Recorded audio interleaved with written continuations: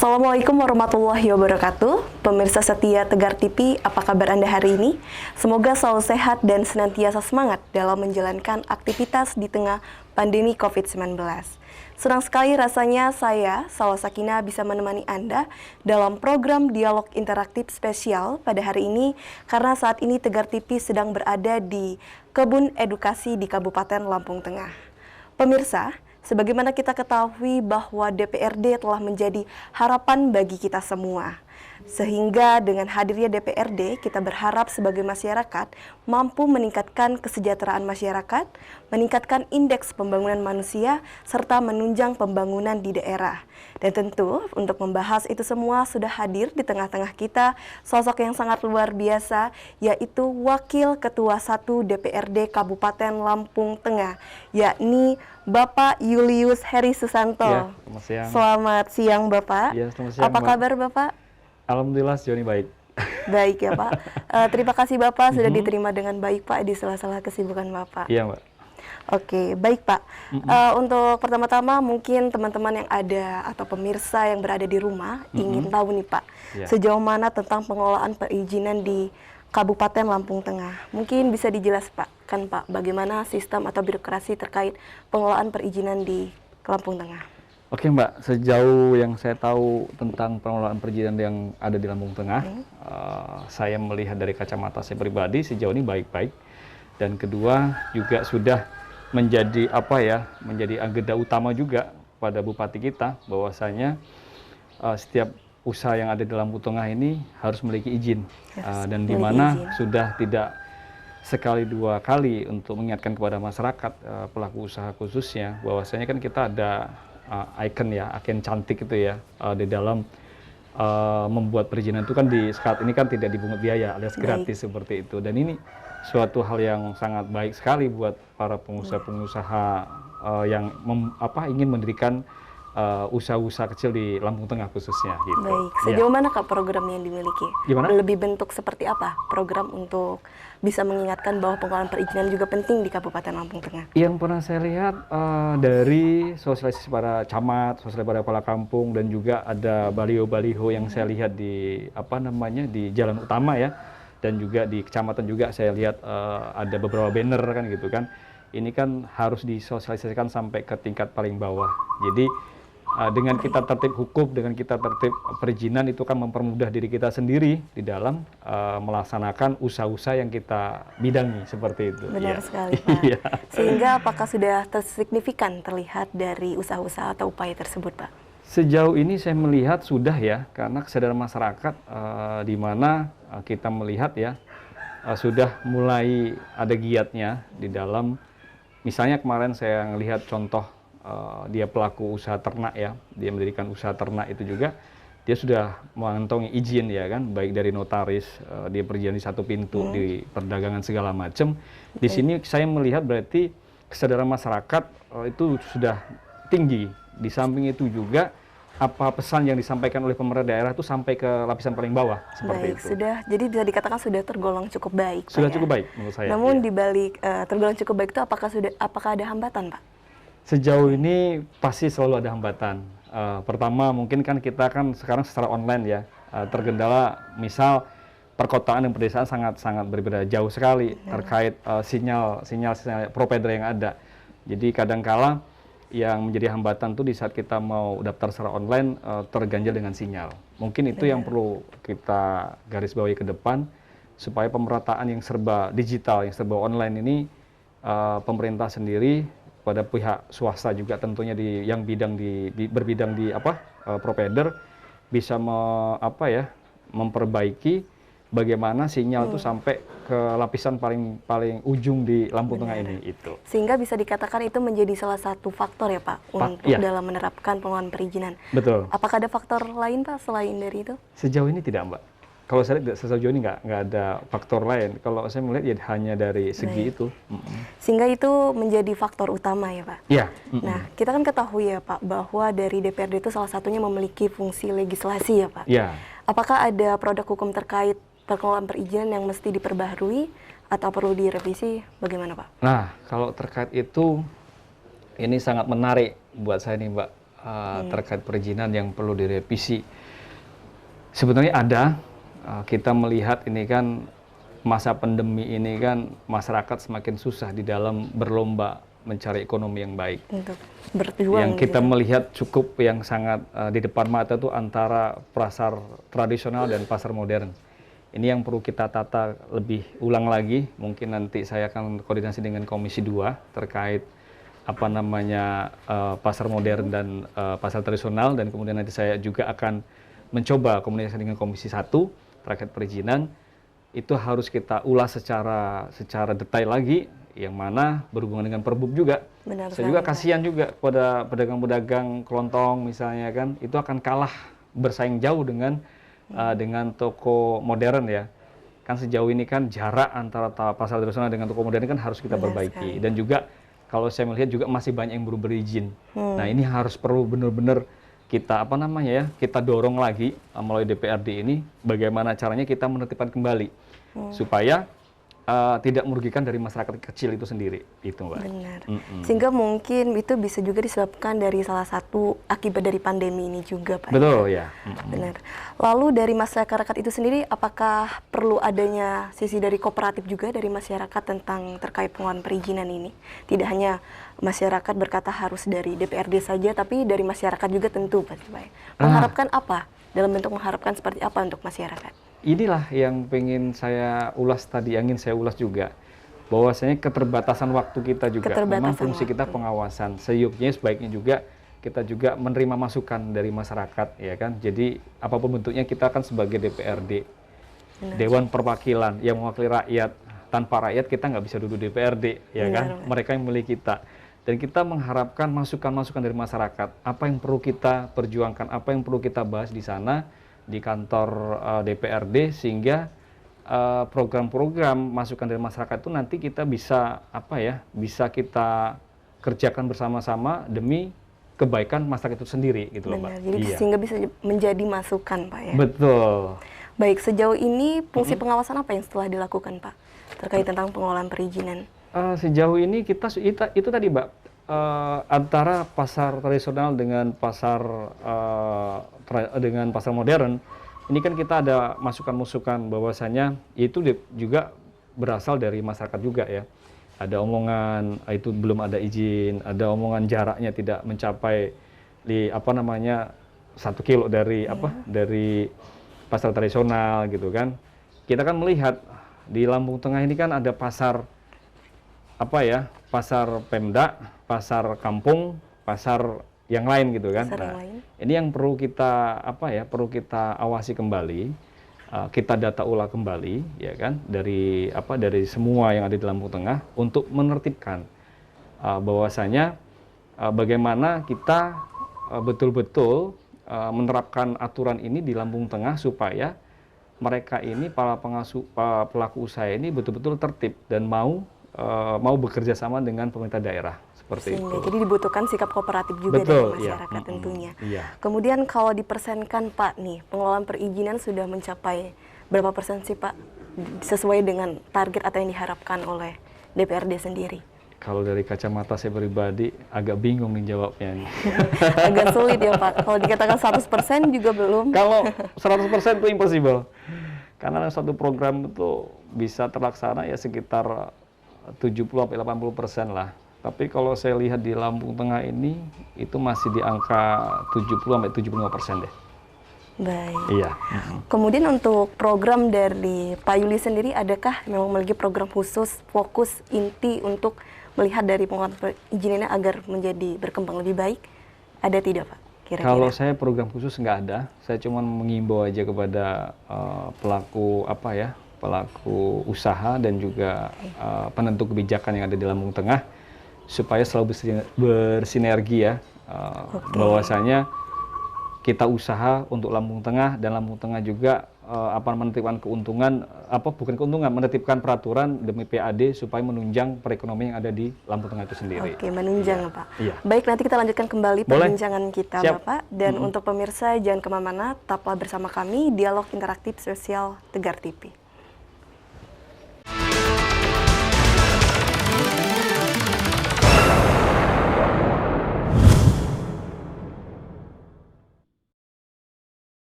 Terima kasih pemirsa, Anda masih bersama kami di Dialog Interaktif Spesial pada hari ini. Dan kita masih berdialog bersama Wakil Ketua 1 DPRD Kabupaten Lampung Tengah, Pak Julius Heri. Ya. Oke, Pak. Ngomong-ngomong, boleh buka masker nggak, Mbak? Oh, boleh sekali, Pak. Cuman kadang-kala kalau saya buka masker gini, Oke. ntar dibilang masyarakat tuh kok wakil rakyat Kok nggak tidak tertib. menerapkan protokol Cuman kesehatan? kalau nggak saya buka, masyarakat nggak tahu tuh wajah saya kan. Iya, betul Kalau saya sekali, pakai Pak. lagi deh. Oke. Jadi pakai kembali, Pak. Oke, baik, Oke, Pak. siap, Mbak. Tadi kan kita sudah berbincang ya, Pak, mengenai pengelolaan perizinan memang masih terus selalu diupayakan Ya. dan membutuhkan sikap kooperatif juga dari masyarakat. Betul ya. Oke. Dan kita akan beralih ke topik yang berbeda nih, Pak. Kita akan berbicara mengenai topik yang memang memiliki pro dan kontra juga nih, Pak. Terkait apa itu, Mbak? Terkait bantuan sosial, Pak. Wah, kalau udah mau bantuan sosial nih luar biasa. Luar biasa sekali ya, Iya. Pak. Memang karena kalau kita sudah berbicara mengenai pemerintah, memang syarat akan kepeduliannya terhadap masyarakat ya, Pak. Betul. Apalagi di tengah pandemi ini, masyarakat masih sebagian begitu survive, harus berjuang Ya. untuk bisa bertahan Ya. selama pandemi ini, khususnya dalam bidang ekonomi gitu, Pak, Ya, masalah betul. finansial. Lalu sejauh mana sih, Pak, saat ini bantuan sosial yang diberikan untuk masyarakat di Kabupaten Lampung Tengah? Apakah masih terus berupaya untuk bisa meningkatkan kesejahteraan di masa pandemi ini, Pak? Ya, kalau menurut kacamata saya, bantuan sosial ini tidak akan bisa merubah, apa tadi, Mbak, yang terakhir tadi? Apakah sejauh mana perkembangannya di tengah pandemi ini? Apakah masih terus diupayakan? Ya, tidak akan merubah suatu ekonomi seseorang. Tidak akan merubah. Karena menurut saya masih ada lebih pas daripada bantuan sosial. Karena saya melihat di kampung saya sendiri, belum pernah ada yang datang ke rumah minta beras. Benar, Pak. Belum pernah ada datang ke rumah minta makanan khusus ya kan, karena kekurangan belum. Jadi menurut saya pribadi, dari kacamata saya ini, sebaiknya pemerintah ini lebih memfokuskan ke hal yang lain lebih penting. Karena kita melihat pandemi ini tidak akan pernah berakhir. Kecuali pandemi ini ada batas waktunya. Setahun, 2 tahun mungkin bolehlah bansos ini selalu kita berikan kepada masyarakat. Saya lebih condong bahwasanya pemerintah daerah ini bersama aparatur di kampung, bersama Pak Camat ya kan, bagaimana menghidupkan BUMK, bagaimana menghidupkan BUMD, yang mana di tengah pandemi ini bantuan hanya bukan bantuan sosial berupa sembako ya. Sembako. Jadi pelaku UMKM atau pelaku usaha kecil menengah yang lain itu bisa berkembang, tapi harus dibantu. Jadi mereka sudah berkarya ini. Bagaimana caranya BUMK, Badan Usaha Milik Kampung tuh bisa menerima hasil karya mereka. Benar. Dan kemudian Pemda sendiri membentuk Badan Usaha Milik Daerah itu juga bisa menerima apa yang dihasilkan kreativitas dari warga yang ada. Ini akan memberikan dampak solusi yang baik untuk perekonomian mereka gitu loh. Jadi bukan hanya sembako kita kasih. Sembako itu paling banter 1 hari, 2 hari, 3 hari, 4 hari habis. Sudah habis. Nah itu. Dan saya juga berharap di dalam pemberian bantuan UMKM ini memang harus betul-betul tidak boleh sembarangan. Itu yang pertama, dan tidak boleh asal.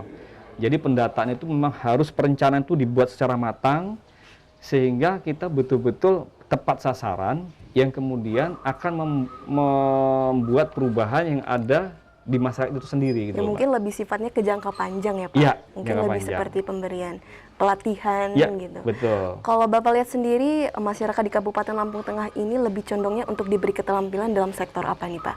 Kalau jika ingin diberi bantuan bersifat itu. Sebenarnya banyak, Mbak. Pertama dari sektor keterampilan, ya kan? Pemudanya. Pemuda ini kan biasanya kan ada Karang Taruna, ya kan? Yang kedua, sektor pertanian. Banyak yang perlu diolah. Nah, kita melenceng sedikit nih sebenarnya.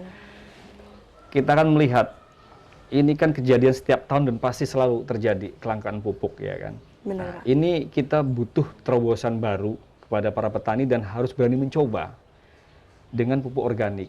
Inilah yang bisa kita manfaatkan. Sedangkan di Lampung ini kan, Lampung Tengah khususnya, ini kan banyak peternakan ya, yang bisa kita olah, kita ajari para di kampung-kampung itu pembuatan pengolahan pupuk organik yang kemudian menjadi pengganti pupuk kimia. kita melihat dari 80% tanah yang ada, pertanian yang ada di khususnya di Lampung Tengah ini sudah tandu sekarang nih, Mbak. Benar. Jadi tergantungan betul dengan yang namanya pupuk kimia. Kadangkala seringkali petani mengeluh, wah di saat kita tanam ininya pupuknya langka, tapi begitu panen harga murah pupuk ada.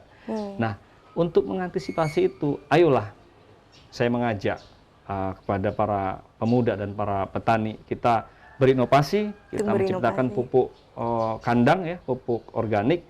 Ya kebetulan ketua DPR juga kan suka itu ngolah pupuk organik supaya bisa kedepannya menjadi ekonomi yang berkelanjutan. Ekonomi yang berkelanjutan. Iya, seperti itu. Jadi hal tersebut bisa di salah satu faktori memang kurangnya interest dari mereka atau ketertarikan dari masyarakat di Kabupaten Lampung Tengah, Pak. Betul. Kalau saya menilai memang petani kurang tertarik dengan pupuk organik seperti itu. Namun program memang sudah dijalankan, terus diupayakan, disosialisasikan untuk masyarakat. Kalau sejauh ini sudah selalu ada, Mbak. Seperti saya juga kan lagi pengolahan pupuk kelinci juga ya. Itu juga kita kembangkan. Apalagi ketua ini nggak berhenti-berhentinya, Pak Marsono ini memberikan hal yang baru kepada petani ya, membentuk pupuk dari dari kotoran, dari kemudian dari kotoran ternak, terus kemudian mengolah sampah itu menjadi makanan maggot dan segala macam yang akan berguna baik untuk untuk petani itu sendiri, peternak itu sendiri.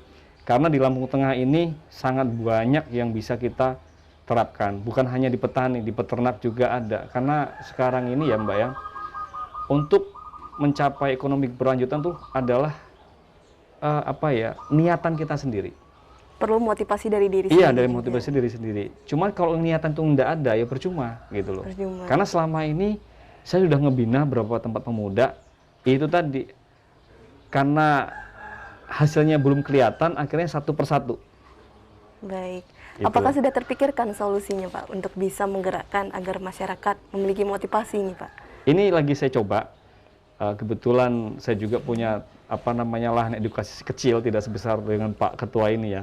Saya coba kita melihara kelinci di sana. Kita akan kembangkan bagaimana dengan ibu-ibu KWT, dan hari ini juga kebetulan ibu-ibu KWT ini saya suruh ke sana, nanti kita nanam sayuran ya kan, dan kemudian ada 5 pemuda itu tak suruh membuat fermentasi pupuk kandang feses kelinci dan air seni kelinci, yang kemudian nanti kita uji coba untuk tanaman padi dan dengan tanaman sayuran seperti itu. Oke, baik Pak. Bagaimana kalau sifat bantuannya seperti BLT nih Pak, yang lebih bersifat memberikan uang tunai? Apakah itu efektif menurut dari kacamata Bapak sendiri? Sebenarnya mungkin masyarakat benci sama saya nih Mbak ya. Tapi nggak apa-apa, ini kebaikan. Iya. Sejauh itu BLT tepat sasaran itu so far so good aja buat saya. Cuman saya takutnya ini menjadi faktor kebiasaan. Karena di tengah pandemi ini ada yang lebih dibutuhkan oleh masyarakat, yaitu adalah masker. Karena tidak setiap anggota keluarga itu mampu beli masker. Ya kan, itu yang pertama. Dan kesadaran masyarakat itu sendiri di tengah pandemi ini kan sangat kurang sekali selama ini gitu kan. Benar sekali. Daripada bantuan BLT, saya berharap Pemda ini atau pemerintah pusat ini malah memberikan bantuan berupa pelatihan-pelatihan yang bisa menghidupkan ekonomi yang berkelanjutan tadi. Lebih sifat memberikan pelatihan. Iya, karena jangka lebih panjang daripada hanya menerima BLT. Seperti itu. Namun apakah itu tidak menyelesaikan, karena saat ini kan masyarakat mungkin mengalami krisis moneter nih Pak. Krisis moneter. Sehingga sifatnya bantuan memberikan uang tunai. Itu bagaimana solusinya kalau sekarang uang seperti tunai itu, cuma Pak? sebesar berapa sih Mbak? Mungkin sebesar 4 juta. Nggak sampai kayaknya. Nggak sampai. Nggak nyampe. Kalau saya lihat 600.000 ya. 600.000. Kita melihat sendiri untuk makan cuma untuk berapa hari itu BLT. 600 dengan 600.000. Gitu kan. Kalau seandainya masyarakat itu diberikan bantuan berupa pelatihan, dan kemudian nanti kepala kampung ini memberikan badan usaha milik kampung yang bisa menerima hasil karya mereka. Kabupaten Lampung Tengah bisa membentuk BUMD, badan usaha milik daerah, yang kemudian bisa membuat pangsa pasar sendiri, itu akan lebih menolong mereka. Itu akan lebih Iya, menolong. betul. Tapi itu akan sifatnya akan jangka panjang. Nah, ya? jangka panjang. Jadi kalau masyarakat ini paling banter, kita kasih BLT 600 itu kan untuk beli sembako dan segala macam, itu nggak nyampe 1 bulan pasti udah habis. Belum lagi bayar listrik, belum lagi untuk mereka kesana sini dan bensin segala macam. Benar Pak. Iya. Namun kalau di tengah pandemi ini, sehingga apa yang harus dilakukan masyarakat agar tidak selalu berharap mendapatkan bantuan dari pemerintah Pak? Berinovasi. Berinovasi. Iya. Oke, luar Dan biasa. kemudian inovasi tadi didukung oleh pemerintah daerah, pemerintah kampung mendukung itu. Itu. Jadi akan memberikan masyarakat itu berpikiran yang baik gitu loh. Bukan hanya berpangku tangan seperti itu. Lalu dari Pak Julius sendiri selaku anggota DPRD, ada nggak Pak untuk melakukan fungsi pengawasan agar bantuan yang diberikan oleh pemerintah tepat sasaran ke masyarakat yang benar-benar membutuhkan? Ya, sejauh ini memang saya sudah melakukan pengawasan dari berita-berita dari teman-teman. Kita kan punya juga teman media pers segala macam ya. Dan sejauh ini memang tidak ada problem yang sangat ini ya, yang sangat krusial. Cuman hanya rumor-rumor ada pemotongan, harusnya 600 hanya terima sekian, hasilnya UMKM terima 1 juta dipotong sekian, itu kan memang ada seperti itu. Cuman saya melihat tidak ada pembuktian secara konkret seperti itu loh Mbak.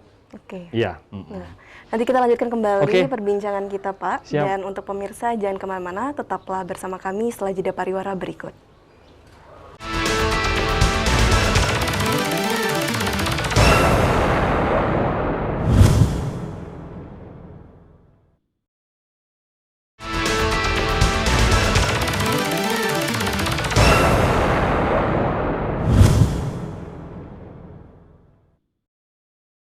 Terima kasih pemirsa, Anda masih bersama kami di Dialog Interaktif Sosial pada hari ini. Dan saat ini kita masih berdialog bersama Wakil Ketua 1 DPRD Kabupaten Lampung Tengah. Baik Pak Julius, Iya, kita Mbak. lanjutkan kembali. Oke. Tadi kita sudah berbincang Pak ya, cukup menarik mengenai masalah-masalah yang terjadi akibat adanya bansos dan BLT yang Iya. mungkin sekiranya saran dari Bapak selaku wakil rakyat mungkin bisa diarahkan untuk lebih bersifatnya pelatihan. Iya, betul. Meskipun cara ini adalah bersifatnya jangka panjang. Jangka Pak, panjang ya. ya. Oke, baik Pak. Mungkin di sini pasti Pak Julius tentu memiliki program kerja Pak, yang pada intinya adalah untuk mengutamakan kepentingan rakyat. Ya. Mungkin bisa dijelaskan Pak, apa saja program yang dimiliki di tahun 2020 kemarin? Ya. Apakah terus diupayakan untuk kepentingan rakyat? Iya. Kalau saya melihat hanya di Lampung Tengah ini sendiri Mbak, saya kan melihat PAD Lampung Tengah ini hanya bersumber dari pajak. Tidak ada lain selain dari pajak sumber PAD yang ada di mana Lampung Tengah ini. Program utama saya adalah menciptakan tempat-tempat wisata kecil-kecil, bagaimana tanah pemerintah daerah yang betul-betul bisa dimanfaatkan untuk jadi tempat wisata, itu kita bangun jadi tempat wisata. Baik. Dengan di situ nantinya ke depan itu bisa menghasilkan PAD yang baik untuk masyarakat Lampung Tengah, khususnya di dalam pembangunan. Jadi kita ada peningkatan PAD, apalagi di tengah-tengah pandemi seperti ini, PAD kita kan sangat turun, ya kan? Dan juga masyarakat juga butuh hiburan juga sebetulnya. Dan di Lampung Tengah ini kan kalau saya melihat tempat wisata sangat minim sekali. Benar. Ya, itu Mbak. Namun dari sejauh ini apakah sudah ada upaya dari pemerintah Pak untuk meningkatkan PAD, untuk mungkin bisa membiayai pembangunan infrastruktur, kemudian kesehatan dan lain sebagainya? Apakah sudah ada Pak? Kalau saya melihat dari pemerintah daerah sendiri, memang sudah ada upaya untuk peningkatan PAD, meskipun kita ada penurunan PAD. Dan juga kita melihat khususnya di ibu kota, Lampung Tengah di Gunung Sugih, ini sekarang sudah ada tempat wisata baru juga ya, yang ke depan semoga menjadi tempat wisata juga, dan juga bisa meningkatkan perekonomian warga sekitar, karena saya melihat programnya bagus, ya kan, planningnya juga bagus. Di situ nanti ada basar-basar mini untuk para pedagang, ya kan, itu nanti akan ditertibkan, dan juga nanti ke sana kan ke depannya kan di situ bisa menghasilkan PAD yang untuk pemerintah Lampung Tengah itu sendiri gitu loh Mbak. Benar. Jadi bisa memberikan sumbangsih kepada Lampung Tengah sehingga bisa menunjang pembangunan yang ada di Lampung Tengah, seperti itu ya. Namun sejauh ini apakah program yang dimiliki di tahun 2020 sudah signifikan terlihat progresnya Pak? Apakah masih belum atau masih menuju ke Sangat sana? jauh dari signifikan sebetulnya. Masih jauh. Iya, saya juga ingin berharap kepada kepala kampung khususnya. Kita tingkatkan yuk Pokdarwis, pokok sadar wisata. Kelompok sadar wisata. Jadi nanti ke depan biar tidak membebani terlalu berat dari pemerintah daerah gitu kan. Saya melihat banyak tuh di wilayah Trimurjo, di kampung-kampung ya kan, wisata sawah, tempat-tempat sawah itu kan. Saya berharap ada para pemuda yang kreatif membuat tempat-tempat selfie-selfie sehingga di situ nanti bisa memberikan PAD sendiri buat kampungnya, ya kan, yang didanai oleh ada di kampung juga bisa dari sumber-sumber dari situ juga. Dan semoga para kepala kampung juga bisa menciptakan tempat-tempat wisata di kampungnya masing-masing, ya kan, sehingga bisa menunjang apapun bentuknya membawa nama Lampung Tengah ini, gitu. Oh ternyata Lampung Tengah ini luar biasa, sehingga orang yang lalu lalang di jalan tol kadangkala dia bisa singgah, ya kan, sehingga di Lampung Tengah dengan kekuatan media sosial mempromosikan seperti itu. Tapi selama ini saya belum pernah melihat. Dan semoga aja ke depan ada contoh kampung satu yang bisa benar-benar menciptakan wisata di persawahan seperti itu. Iya. Namun apakah sudah ada upaya Pak untuk masyarakat agar bisa membangkitkan kreativitas dan inovasi mereka? Kemarin sebelum pandemi kita sempat mau ngolah di Kecamatan Seputi Agung sih Mbak ya, di mana di Talang Indah itu kan. Tapi berhubung karena pandemi kita sempat terhenti juga. Dan ini kemarin saya sudah ketemu Pak Kepala Kampung, 2 kampung yang ada di Seputi Agung itu untuk melanjutkan ke depan tempat wisata yang akan kita buat di sana gitu loh. Dan semoga nanti warga juga tertarik untuk membantu. Jadi sifatnya kita kerja bakti untuk menciptakan hal yang baik dan positif. Jadi masih banyak ya Pak program yang belum dijalankan di tahun 2020, namun akan menjadi PR di tahun 2021. Iya, sangat banyak sekali. Bahkan nanti saya akan memberi masukan kepada Bupati dan Wakil Bupati deh. Gimana caranya kita mengambil investor dari pihak luar, ya kan. Kita juga banyak perusahaan di sini, bagaimana caranya mereka bisa menciptakan agrowisata. Ya, seperti punya Pak Ketua inilah, ini kan bisa dibuat agrowisata ke depan sebetulnya. Kalau Pemda sendiri mempunyai seperti kan luar biasa, bahwasanya bisa menjadi tempat rekreasi para masyarakat Lampung Tengah sendiri dan juga bisa menjadi PAD itu sendiri, ya kan. Jadi di tengah pandemi ini masyarakat juga tidak melulu stres gitu Mbak. Jadi ada tempat-tempat wisata yang tentunya tetap menjaga protokol kesehatan. Benar. Iya. Namun apakah ada upaya lain Pak selain untuk bisa menggerakkan pariwisata di Kabupaten Lampung Tengah? Kalau saya tuh hanya fokus program saya ke tempat wisata Mbak. Karena apa? Lampung Tengah ini ya kita melihat kembali tadi sumber pendapatan kita kan hanya ada di pajak ya. Sedangkan alam di Lampung Tengah ini luar biasa. Dan sangat luas dan banyak yang bisa dibuat untuk tempat-tempat wisata. Banyak yang berpotensial Pak ya? Iya, betul. Oke. Namun program yang tengah dijalankan apa Pak? Terkhusus di tahun 2021 ini mungkin melanjutkan dari program di tahun 2020 sebelumnya? Iya, kalau saya program ini satu sih Mbak. Kayaknya sebenarnya nggak masuk akal sih. Cuman saya membuat taman yang sudah saya buat nih, taman di Kampung Adijaya khususnya. Kita buat makam tuh jadi taman. Makam itu menjadi taman. Itu jadi, konsepnya seperti apa? Konsep saya, jadi kita kasih lampu, terus kemudian kita kasih lampu taman, kita cat warna-warni, terus nisanya kita cat warna-warni, ya kan? Jadi orang tidak takut lagi ke situ. Itu salah satu program juga. Jadi bahwasanya kita menyadarkan diri kita sendiri bahwa setiap manusia pasti akan ke sana dan itu bukan hal yang menakutkan gitu loh. Kan selama ini kan orang kalau mau ke makam pasti takut kan? Masih takut. Saya berinisiatif seperti itu dan alhamdulillah percontohan yang sudah saya gerakan itu ada di mana? Ada di Adijaya. Yang kedua nanti kita akan di Karangindah, Kampung Karangindah. Oke, luar biasa Pak. Jadi memang sifatnya adalah untuk memberikan pengalaman baru ke pengunjung wisata. Pengunjung wisata, iya. Oke, baik Bapak, kita sudah berada di segmen terakhir ya Pak. Iya. Mungkin Pak Julius bisa memberikan closing statement untuk pemirsa yang ada di rumah, yang tengah saat ini mungkin menyaksikan masyarakat di Kabupaten Lampung Tengah. Apa yang ingin disampaikan Pak? Oke. Makasih Mbak, dengan Mbak siapa? Mbak Salwa. Mbak siapa? Salwa. Mbak Salwa, makasih.